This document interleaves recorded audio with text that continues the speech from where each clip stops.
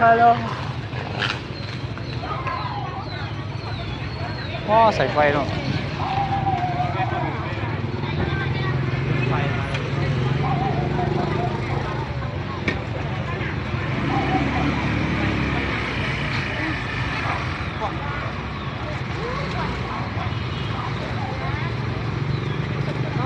ใช้กุ้งเยอะสายไฟกุ้งเยอะเนาะ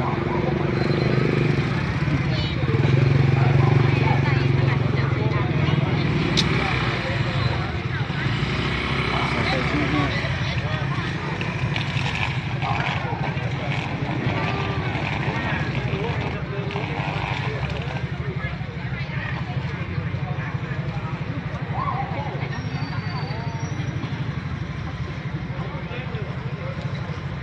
ทางตัวใช้จุดโจ้ไฟ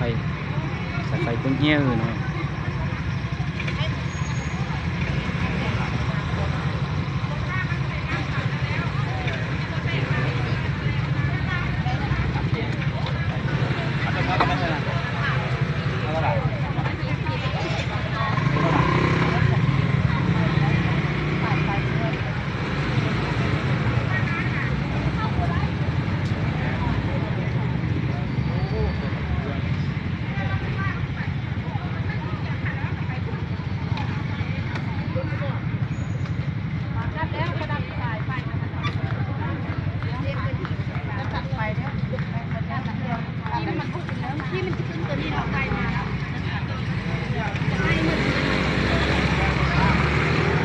แล้ว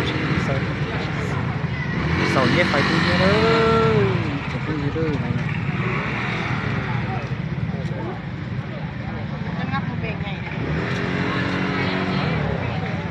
Tôi sai chuột thật sự